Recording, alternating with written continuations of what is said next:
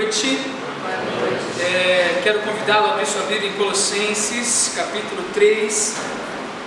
Nós leremos agora do capítulo 3, versículo 18, até o versículo 22. Convido você a abrir sua Bíblia aí.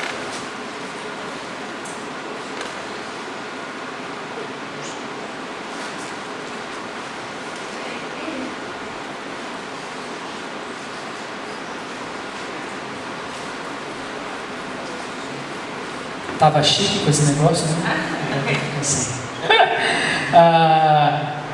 Muito bom, abriu tua Bíblia aí, Colossenses capítulo 3, versículos 18 até o versículo 22.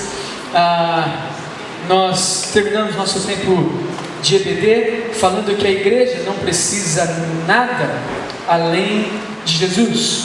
E eu gostaria de conversar com vocês um pouquinho sobre esse Jesus em nossas famílias e voltar um pouco para isso aqui contigo. Conversamos sobre Jesus nas nossas vidas, nossa sociedade, nossa igreja, quem é esse Cristo.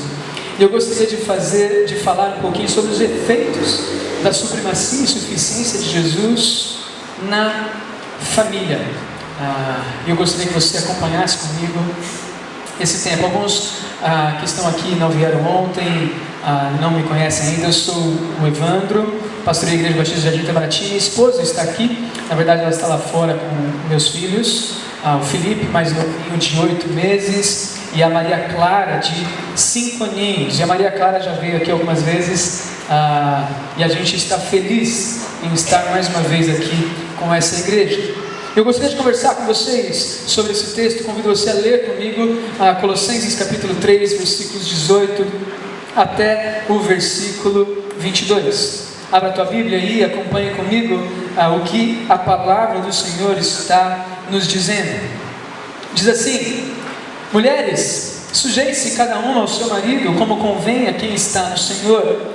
Maridos, ame cada um a sua mulher e não a tratem com amargura. Filhos, obedeçam a seus pais em tudo, pois isso agrada ao Senhor. Pais, não irritem seus filhos, para que eles não desanimem. Escravos, obedeçam em tudo aos seus senhores terrenos, não somente para agradá-los quando eles estão observando, mas com sinceridade de coração, pelo fato de vocês temerem ao Senhor.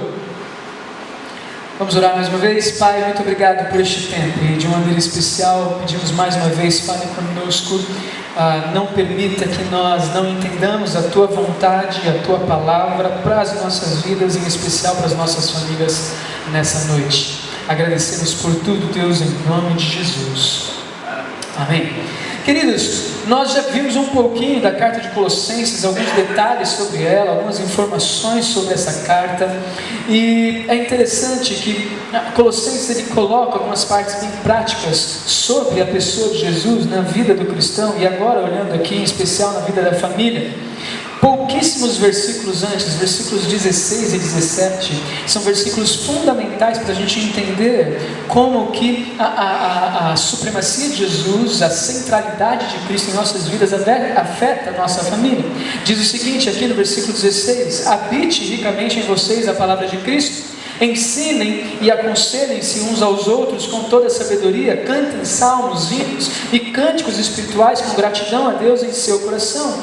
Tudo o que fizerem, seja em palavra ou em ação, façam-no em nome do Senhor Jesus, dando por meio dele graças a Deus Pai. E então ele começa a falar sobre os deveres de cada um dentro do lar. Sabe o que é interessante aqui, depois de ter caminhado um pouquinho em Colossenses, ver que Colossenses exalta Cristo, coloca Cristo como centro supremo, o suficiente para todas as necessidades da humanidade, em especial a restauração e transformação completa do seu coração. O interessante aqui é que a carta ela também vai apontar para uma necessidade que nós temos de nos preenchermos da palavra de Cristo. Sempre quando eu olho para o versículo 16, habite ricamente em vocês a palavra de Cristo, eu lembro muito de uma passagem em que Jesus ele faz um famoso sermão onde diz: eu sou o pão da vida. João capítulo 6, e ele começa a discorrer sobre quem ele é. É interessante que em determinado momento Jesus fala assim: olha, vocês estão aqui atrás dos milagres, atrás do alimento. Eu quero dizer para vocês, eu sou o pão da vida. Em outros miúdos, eu sou o que vocês precisam, e não dos alimentos, e não dos milagres. E Jesus começa a discorrer sobre quem Ele é para aquela multidão que o seguia. E muitos começaram a abandonar Jesus. Então Jesus olha para os seus discípulos e fala: e vocês? Me abandonarão também? Então Pedro, como sempre, impetuosamente responde: Senhor, para onde iremos nós? Somente Tu tens as palavras, tens a palavra da vida eterna. Pedro, ele havia entendido no seu caminhar com Cristo, ainda que Pedro venha a falhar muitas vezes depois disso, mas Pedro, ele havia entendido a fonte da vida, havia entendido aquilo que preenchia e trazia razão à sua existência, e não só isso, a esperança da sua existência. Somente o Senhor tens a palavra de vida eterna. João capítulo 6, acredito que a partir do versículo 68, Pedro, ele dá essa resposta ali a Jesus. E é interessante que o versículo 16 fala: habite ricamente em vocês a palavra de Cristo, habite em vocês aquilo que traz vida, habite em vocês aquilo que transforma os seus corações, a ponto de que todos os conselhos e todos os ensinamentos provenham da palavra do Senhor, provenham da fonte de vida que é Cristo, e que isso transborde em louvor, em hinos, em salmos, com gratidão no coração de vocês, para que vocês façam tudo para a glória de Deus, para que nós consigamos viver para a glória de Deus, para que nossas ações resultem na glória de Deus. Elas precisam da fonte, que é a palavra de Cristo, a palavra do nosso Senhor. A única maneira de nós conseguirmos mudar a nossa vida por completo é sendo preenchidos pela fonte de vida que é Jesus Cristo e sua palavra. É a partir daí que ele fala de uma maneira muito bonita sobre os deveres de cada um dentro da família. Eu gostaria de olhar com você, vai passar um slide aqui, os efeitos da supremacia e suficiência de Cristo na família. Carlos Oswaldo falou o seguinte: os relacionamentos interpessoais entre crentes devem ser controlados pelo princípio da submissão mútua dentro do corpo. Isso não significa anarquia ou remoção de posições hierárquicas dentro do corpo, mas uma busca consciente do bem-estar dos outros antes do próprio. Esposas fazem isso submetendo-se à autoridade delegada aos maridos. Maridos o fazem amando suas esposas sacrificialmente e buscando seu crescimento máximo. E ambos cumprem essas exigências divinas a fim de serem uma ilustração valiosa do relacionamento entre Cristo e a igreja. Carlos Oswaldo, ele está falando e trazendo esse efeito do relacionamento com Cristo no relacionamento familiar, olhando para Efésios capítulo 5, onde o casamento será uma figura, uma ilustração do que é o relacionamento entre Cristo e a igreja. E para a gente entender o que Paulo está fazendo aqui em versículo 18: mulheres, sujeitem-se cada um a seu marido como convém a quem está no Senhor, e maridos, amem cada um a sua mulher e não a tratem com amargura. A gente precisa pular para lá. Eu quero convidá-lo a olhar em Efésios capítulo 5. Volta um pouquinho suas páginas comigo e vamos dar uma olhadinha nesse texto. Efésios capítulo 5, versículos 22 em diante. Diz assim: mulheres, sujeite-se cada uma ao seu marido como ao Senhor, pois o marido é o cabeça da mulher, como também Cristo é o cabeça da igreja, que é o seu corpo, do qual ele é o Salvador. Assim como a igreja está sujeita a Cristo, também as mulheres estejam em tudo sujeitas aos seus maridos. Maridos, ame cada um a sua mulher, assim como Cristo amou a igreja e entregou-se por ela, para santificá-la, tendo a purificado por lavar da água, mediante a palavra, e para apresentá-la a si mesmo como igreja gloriosa, sem mancha nem ruga ou coisa semelhante, mas santa e inculpável. Efésios nos explica o que Colossenses está dizendo acerca do comportamento da mulher e do comportamento do homem dentro do casamento. Ambos têm uma referência clara e explícita de como devem agir. A referência a Cristo. A carta de Colossenses aponta Cristo como centro, aquele que mantém tudo em harmonia. Para eu, mulher, conseguir cumprir com o meu papel dentro do casamento, eu preciso olhar para Cristo. E da mesma maneira, para eu, marido, eu, homem, para como cabeça do lar, preciso cuidar da minha esposa, olhando para Cristo. Cristo é o ponto de convergência na vida do cristão. Lembre-se, nós não vivemos uma religião, nós vivemos um relacionamento com Jesus. Nós precisamos estar em um relacionamento com Cristo para entender o nosso papel. E na família não é diferente. O problema que nós encontramos nas famílias, e queridos, não sei se aqui nessa igreja é uma realidade, mas em muitas igrejas, e na igreja que eu pastoreio, a quantidade de casamentos que estão passando por dificuldades a ponto de se desmantelar é enorme. É enorme. No mínimo 3 casais por ano são acompanhados por dificuldades no seu relacionamento. E porque de alguma maneira eles deixaram de olhar para Cristo no seu papel dentro do seu relacionamento conjugal. De alguma maneira a filosofia deste mundo tem penetrado nas nossas famílias e destruído os relacionamentos das nossas igrejas, em especial dos casamentos. Quando a Bíblia aponta aquilo que o Evangelho pronuncia, porque repare bem, a referência que o casamento faz é o relacionamento de Cristo e a igreja, não está ligado a uma cultura, está ligado à redenção da humanidade, e a redenção do casamento se encontra na pessoa de Cristo da mesma maneira. Casamentos falham não porque existe uma incompatibilidade de gênios, mas porque existe uma sobreposição dos pecados à vontade de Deus em nossos corações. Eu não quero honrar o meu marido. Eu não quero deixar de fazer a minha vontade por causa da minha esposa. Eu não quero deixar de jogar o meu futebol para passar tempo com a minha esposa. Eu não quero deixar que meu marido tenha a última palavra. Eu é o que tem mandado nos casamentos. O grande problema dos casamentos é que eles perderam a sua referência, que se encontra em Cristo.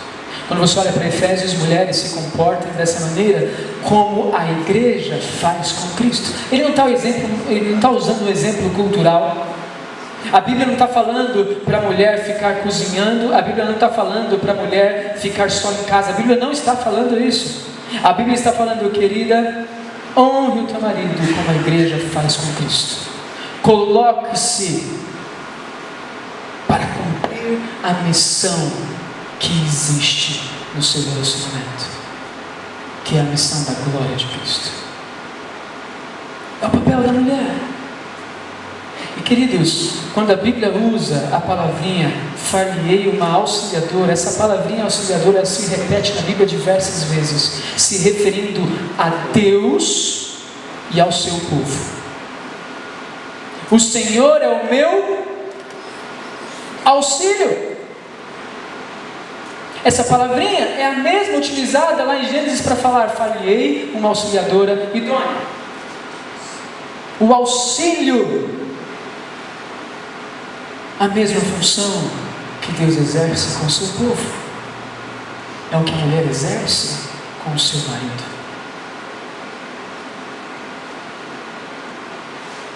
Empurrá-lo cada vez mais para cumprir o propósito de sua existência. Ajudá-lo cada vez mais a cumprir o propósito de sua existência. O sacerdote do lar como aquele que promove a glória de Cristo na sua família. Ela é auxiliadora nesse papel. Mas um dos grandes problemas hoje, sabe qual é? Existem homens, e grande parte são assim, que não querem assumir o seu papel, que não querem fazer o que Cristo fez com a igreja, a ponto de se entregar pela sua família, a ponto de entregar-se pela sua esposa. Homens não querem de maneira nenhuma falar: minha esposa, vem aqui, vamos orar ao Senhor. Homens não querem falar: família, vem aqui, vamos adorar a Deus hoje. Homens não querem falar: família, vamos à igreja adorar ao nosso Senhor. Não, isso não tem acontecido hoje. O grande problema se encontra que homens não estão cumprindo com o seu propósito. Quem traz a família para a igreja hoje é a mulher. Glória a Deus pelas mulheres de Deus que têm feito isso com a sua família. Mas homens, isso não tira a nossa responsabilidade de conduzir a nossa família na presença de Deus. Glória a Deus pela sua esposa que tem sido auxiliadora a ponto de cumprir com essa missão. Mas você é responsável por isso. Você é responsável de negar-se e entregar-se como Cristo fez. Não a mulher.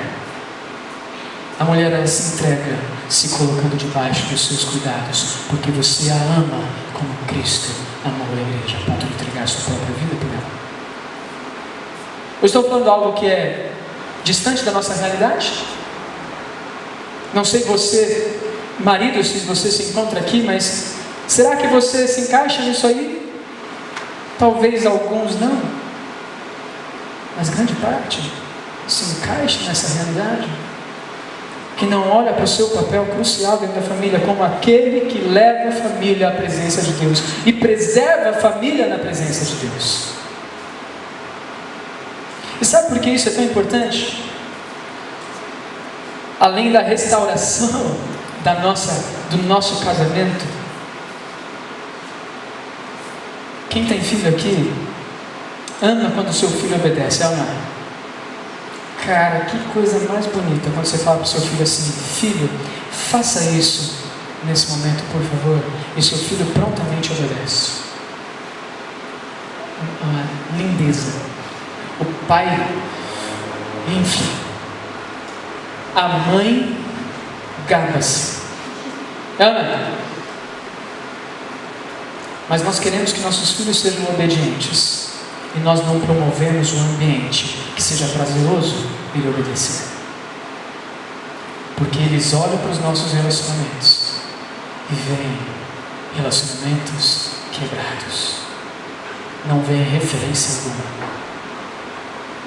Não veem uma mãe piedosa que auxilia o seu marido e que honra o seu marido antes de ver a sua mãe falando mal do seu esposo, discutindo e brigando com o seu esposo. E ver o marido que, ao invés de olhar para sua esposa e declarar que a ama, senta no sofá e finge que nada está acontecendo.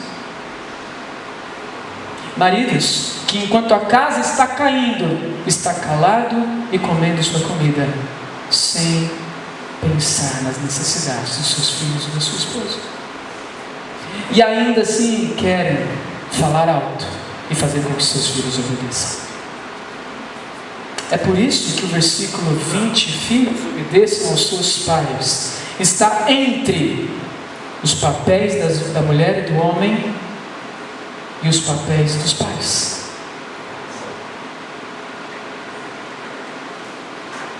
Ted Tripp falou essa frase que eu acho muito interessante: habilidades firmes de paternidade são construídas somente sobre a verdade inabalável. Se os pais não estiverem firmes na verdade inabalável, o seu papel de pai, a sua paternidade, não será realizada da maneira devida. Eu preciso me submeter ao meu marido, honrando e auxiliando no seu papel. Eu preciso amar a minha esposa e tratar a minha esposa sem amargura, com carinho, com delicadeza, olhando para a minha esposa como a parte mais frágil do casamento, não porque ela é fraca, mas porque ela deve ser cuidada, porque é essa a ordem que Deus nos deu. As habilidades da paternidade, elas se encontram na verdade inabalável, e é interessante como nós perdemos isso. Queridos, a vida cotidiana, ela apresenta diversas oportunidades para nós relacionarmos as Escrituras à vida. Desde a perda de uma mochila escolar até o rompimento de amizades e notas baixas nas provas, inúmeras oportunidades de treinamento evaporam-se. As nossas reações diante das circunstâncias e crises do cotidiano tornam a nossa teologia real. Não adianta você falar para o seu filho, vamos à igreja, sendo que durante a semana ele vê suas reações diante das lutas que você enfrenta, ele vê as suas reações diante das falhas que ele comete e não vê coerência alguma com o evangelho que ele ouve na igreja.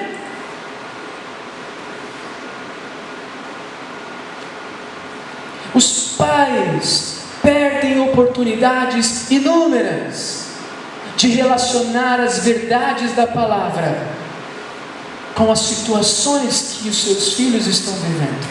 Quando seu filho perde a mochila, bronca, raiva, ira, gastei dinheiro, mas se esquecem de relacionar essa perda com as verdades da Escritura, onde fala, querido, isso foi uma falha, nós cometemos falha, mas o nosso Deus provê aquilo que nós necessitamos. Vamos pedir ao Senhor para que nos ajude a cuidar melhor das coisas que Ele nos tem dado e clamar para que, se for da vontade dEle, nós encontremos essa mochila. Certa vez uma criança, voltando de férias, perdeu o seu videogame. E era aquele, na época era um negócio caro, era aquele PlayStation, não sei se é hoje, PlayStation de mão, né? Tipo Game Boy. Nossa, Game Boy, revelei minha idade agora, né? Lá atrás, né? Game Boy. Mas ele perdeu aquilo. E os pais olharam e falaram, meu Deus, não é possível que ele perdeu esse negócio.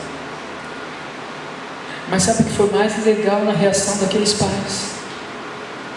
O filho já estava sofrendo porque ele perdeu algo que ele amava. Pegou aquele filho, sentou na cadeira e falou, filho, eu sei que você está sofrendo por isso. E nós também estamos, porque nós nos esforçamos por isso. Mas vamos orar ao Senhor e pedir para que Deus de alguma maneira nos ajude a encontrar esse brinquedo. Nós achamos que os nossos dilemas são importantes demais comparados aos de uma criança. Nós achamos que os nossos dilemas com contas para pagar, com emprego com risco de ser quebrado, com a dificuldade de trazer comida para casa, são dilemas muito maiores do que os dilemas que os nossos filhos se encontram quando os amiguinhos não querem conversar com ele, quando eles perdem algo que eles tanto gostavam. Não é necessário para eles viverem, mas é algo que eles amavam. E nós deixamos de relacionar isso com a teologia que nós tanto pregamos e falamos, siga. Querido, confie em Jesus, mas quando você perde o emprego, o mundo cai. Você se irrita com a sua esposa, você detesta estar com seus filhos, você está irritado. Cadê a verdade do Evangelho que nós confiamos no Deus que supre nossas necessidades? Perdemos oportunidades de tornar real aquilo que nós cremos para os nossos filhos. Queremos que nossos filhos obedeçam, mas em grande parte das vezes nós não proporcionamos um ambiente em que isso seja prazeroso para eles. E sabe por quê? Porque deixamos de olhar para Cristo em nossa família. Deixamos um grandioso se fez como um de nós nos nossos dilemas e falou, pode recorrer a mim, porque eu sofri o que você sofreu, eu sei a dor que você passa. acesse confiantemente a minha presença, meu trono de graça, para que encontre ajuda em tempo oportuno. Hebreus capítulo 4, versículo 16, nós falamos um pouquinho ontem sobre isso. Perdemos as oportunidades de relacionar com os nossos filhos, com os seus dilemas, as verdades que encontramos na verdade de Cristo. Cristo é suficiente para restaurar a nossa família, mas precisamos olhar para Ele. Precisamos olhar para o nosso Cristo e falar: Jesus, que eu realmente me coloque debaixo da tua vontade. Isso impede os filhos de terem que obedecer aos seus pais? Por exemplo, você está numa família em que os pais não proporcionam esse ambiente, em que os pais não olham. Isso impede o filho de obedecer? Não. Pelo contrário, os filhos obedecerem aos seus pais é uma ordenança. Deus está mandando. Faça isso porque agrada ao Senhor. É uma ordem. Ainda que não haja esse ambiente propício à obediência, os filhos precisam obedecer aos seus pais. Por quê? Porque isso agrada ao Senhor. Ponto de convergência das nossas vidas: Cristo. Ah, mas meus pais, eles não me tratam bem, eles não me amam. Parabéns, você está sofrendo a mesma coisa que Cristo sofreu naquela cruz quando morreu por nós. Meu filho, você está sofrendo como Cristo sofreu, e ainda assim se entregou por mim e por você. Obedeça aos seus pais, ainda que o ambiente não seja propício para isso. Não por causa dos seus pais, mas por causa do Senhor. E querido, se você vive debaixo do teto do seu pai, essa é a sua responsabilidade diante do Senhor. Seja você jovem, um jovem adulto, um adulto ou uma criança, sua responsabilidade diante de Deus: obedecer aos seus pais, porque isso agrada a Ele. Não porque seus pais são bonzinhos, certamente eles não são. Certamente eles pecam e falham com você muitas vezes. Certamente eles fazem o que o versículo 21 fala para não fazer. Pais, não irritem os seus filhos, mas seus pais provavelmente fazem o contrário algumas vezes. Sim ou não?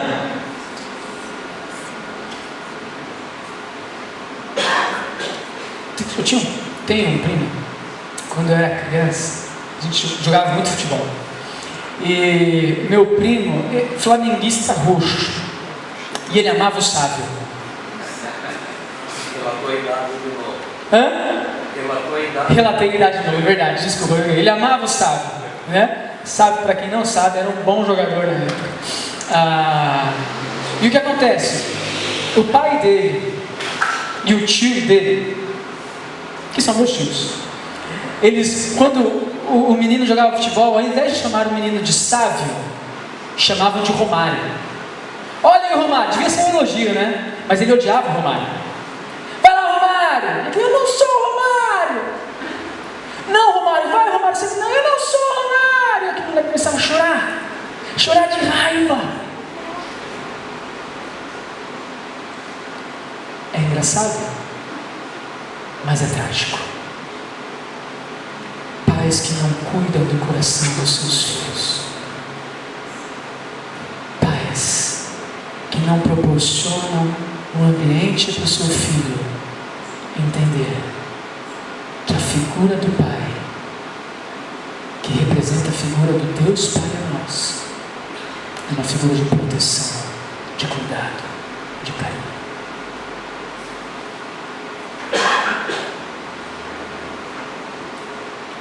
Quem tem filha já deve ter passado por isso. Ah, pai, mas eu não quero isso aqui, eu quero isso aqui, eu quero essa roupa de novo, eu quero trocar de roupa. Minha filha tem 5 anos, mas desde os 3 faz isso. Parece que já vem com um chip implantado. Impressionante. Troca de roupa sozinha desde os 3.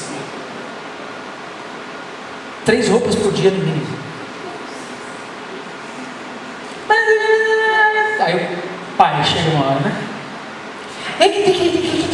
Não quero ver isso. E E aí começa a imitar a filha. Não sei se já passaram por isso.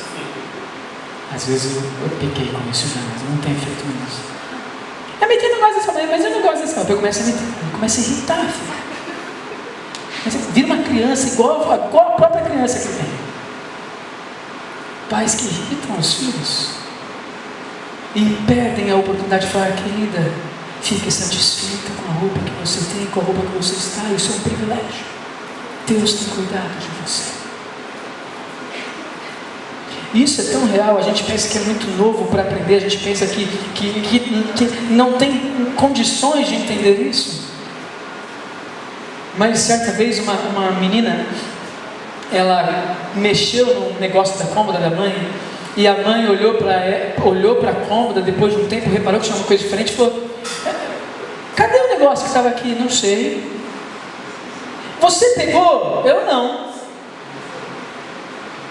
Aí aquela mãe olhou para ela e falou assim: olha, eu vou te dar uma oportunidade, mais uma vez, de responder essa pergunta. Você pegou? E aquela criança olhou para ela e falou assim: mamãe, eu não quero responder. Por que, filha? Porque senão eu vou mentir. A verdade de Deus já estava sendo implantada naquele coração. Eu não posso mentir, mamãe. Eu não quero. Mas se você perguntar, eu estou lutando para que isso aconteça. Filha, você não precisa mentir. Sempre é melhor falar a verdade, ainda que tenha algumas consequências. Mas mamãe, eu estou ansiosa, eu tenho medo. Filha, vamos orar ao Senhor e pedir para que Ele cuide do seu coração e para que você consiga falar a verdade.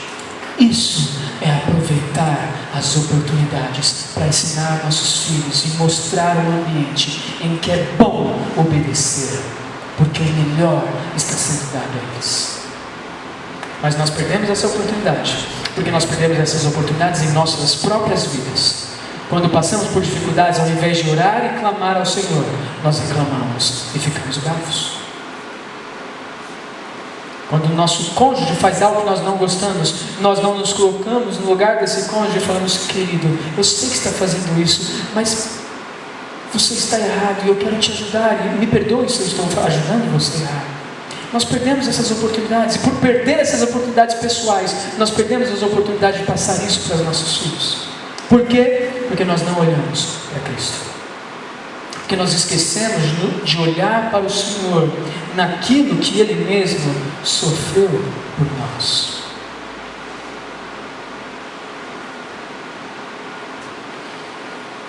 Versículo 17, lembra que a gente leu antes desses versículos aqui?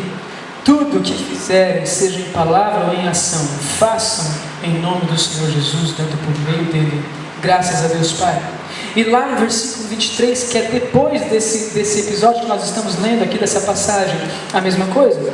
Tudo o que fizerem, façam de todo o coração, como para o Senhor e não para homens, sabendo que receberão do Senhor a recompensa da herança.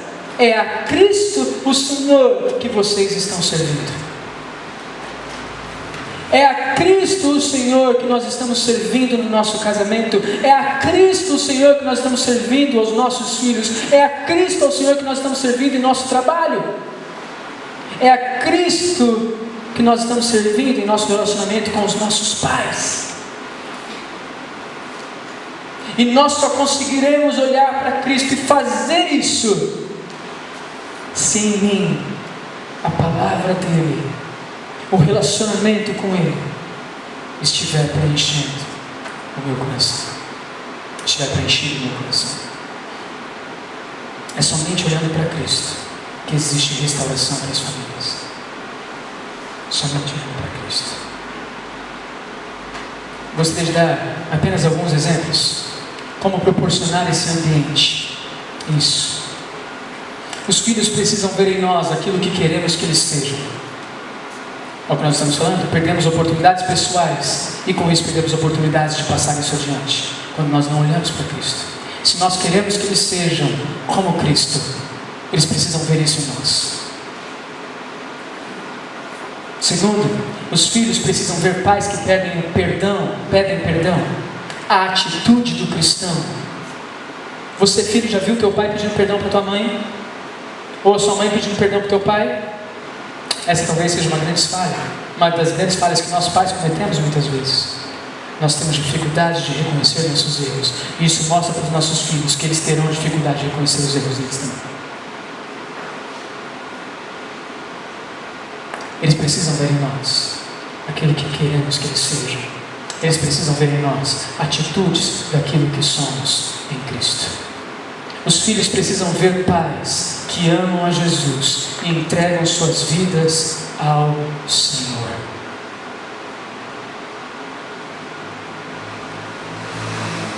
Num livro muito bom, e eu indico a leitura para pais, Instruindo o Coração da Criança, Ted Tripp, ele fala: os filhos precisam ver o amor que nós temos pelos ensinamentos de Cristo, para que eles anseiem como nós os ensinamentos de Cristo. Nós temos o privilégio e a oportunidade de apontar Cristo em nossas vidas, dentro da nossa família, em nossos relacionamentos. Quantas vezes você, esposa, pegou teu marido fazendo alguma coisa que ele não deveria fazer? Quantas vezes, marido, você foi surpreendido desse jeito? Talvez alguns aqui tenham sido surpreendidos por sua esposa vendo pornografia, ou adulterando, ou mentindo. Queridos, que bom seria se você fosse surpreendido de joelhos no chão, clamando ao Senhor para que você não caia em pecado, clamando ao Senhor por estar na presença dEle. Quão bom seria você, homem, mostrar essa dependência de Deus para a sua família. Quão bom seria para os seus filhos pegar os seus pais, nada programado, estudando e orando ao Senhor juntos. Que base sólida uma família estaria colocando debaixo dos seus pés. Existe restauração para todo e qualquer casamento, eu creio nisso e eu vejo isso em muitos casamentos. Certa vez uma família, na verdade um marido me ligou, às 6 horas da manhã, falou: pastor, eu preciso que você venha aqui. Minha esposa está arrumando as malas e indo embora porque ela disse que não quer mais saber de mim. Fui lá conversar com essa família e comecei a olhar para essa família, para o que Cristo fez por nós, para o que Cristo faz por nós e aquilo que Cristo transforma em nós. Não foi em um dia, mas em alguns encontros ao longo dos tempos, esse casal falou: eu não quero desfazer meu casamento, porque Jesus pode mudar tudo isso, e Ele tem feito. Dei um exemplo ontem de uma família que me procurou e falou: pastor, meu cônjuge está com um filho fora do casamento, eu não sei o que fazer. Eu até estou disposto a perdoar, mas eu não sei o que fazer. E conversando com aquela família, meses tratando sobre essa situação e sabendo que na adolescência dessa criança as dúvidas voltarão, essa família começou a olhar para Cristo, para o perdão e a graça de Cristo e falar: nós vamos lutar pelo nosso casamento e este filho é meu. Olharam para um Deus que nos adotou como filhos e falou: eu vou adotar este menino como meu, mesmo sendo de outra pessoa. Eu vou amar este filho como meu, mesmo sendo de um relacionamento fora daquilo que nós vivemos aqui, dentro e fora do meu casamento. Porque olharam para a graça, para o perdão, para o amor de Cristo e falaram: se Jesus fez isso por mim, Ele pode fazer isso em minha família.